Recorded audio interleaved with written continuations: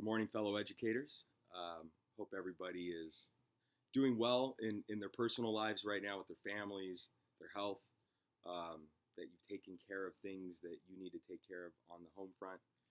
I want to thank you for making these very quick adjustments. I want to thank our leaders in the state. I want to thank CTA leaders. I want to thank Governor Newsom, who made quick decisions on Friday, issued clear executive orders that are protecting our schools, education, our income, our livelihood as educators. So thank you for that. It's important that we're doing this because, as we know, this virus is something that it's serious, and it will cause more deaths if we stay in school. Let's period. And I'm glad that we have made the decision to help be part of this movement to flatten the curve. Because we need to reduce the stress on our healthcare system and save lives. So thank you for doing your part during this time.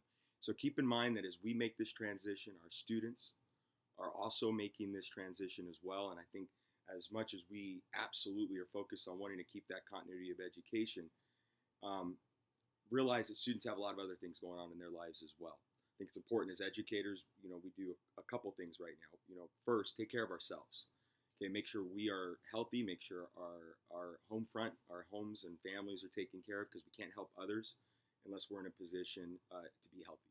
So that's important. I think the second thing is get structures in place for us. Be prepared. Use this time to get prepared for the longer term. And I think that's our clear focus here. When I look at phase 1 and 2, that's what we're really trying to do here and put in place. Thank you for those who commented on the last video that we put out. The questions, hopefully we've answered some of the initial questions have come in. I know there's going to be a lot more that come in. I'm going to probably address some in this video as well. It seems like one of the questions I got the most is what kind of dogs do I have? So might as well let's introduce you to Milo and Bryony. So I'm sure they're excited to be seeing a lot more of my wife and I as we both try to work remotely, and she's a school counselor. So we're both trying to kind of figure this out.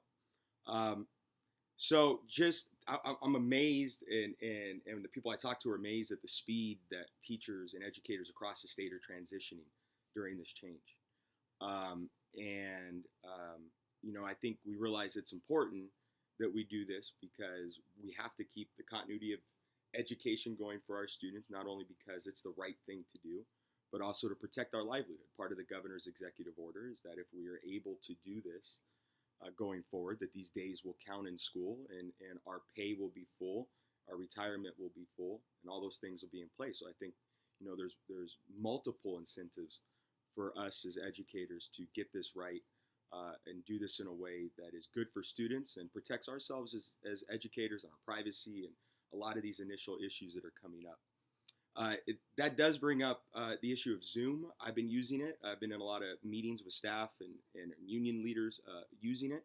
So it's a great tool, and I think it's something that will become a big part of what we're going to be doing here going forward. But we are going to ask that if you look at phase 1 and 2, there should not be interactions with students right now using Zoom. So I'm going to ask everybody, and this is coming from the union right now, don't interact with students using interactive webcams and that stuff right now. We're going to have to figure that out. There are many things at stake. I mean, just take into account that a week ago, if you were doing that, you probably would have been called into your principal's office, right? And now all of a sudden, we're doing this at a rapid speed, and I think we need to just take a step back. Or CTA thinks we need to take a step back, and I've included a bargaining information from a bargaining advisory in the comment link below. So I'm going to ask, and our union's going to ask, that at least until April 3rd, that people do not interact with students directly, interactively using Zoom. And then we will figure this out and get as much guidance as we can in that meantime. So that's a very clear ask from our union. But again, use it for staff, use it for your adult interaction. That's what it's there for right now. Learn to use the tool, get to know to use the tool. And that actually, thank you brings up, speaking of interacting with staff, thank you to our coaches. I've got a lot of great feedback from our instructional, about the use of our instructional coaches during this time. So thank you for doing the work that you are doing during this time. I've received a few questions about negotiations and how that's going to work with our union.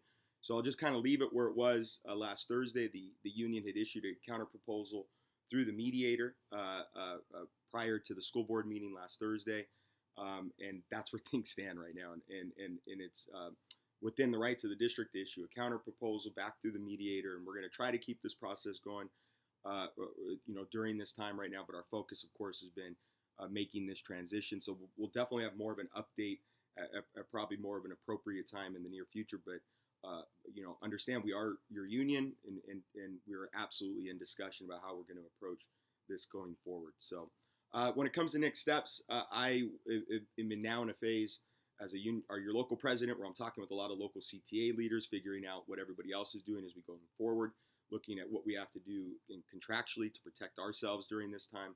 There's a statewide conference call tonight that I'll be on, where we're discussing, what I hope would be more of some statewide kind of principles that we're all going to adhere to during this time.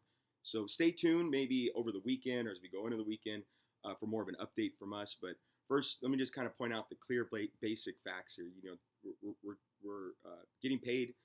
The days count at school. Your retirement days for retirement are in full tact. Don't use Zoom until at least phase 3, and hopefully before then we figure some things out. Give our students that chance to also cope with this big change that's going on. And of course, finally, take care of yourselves.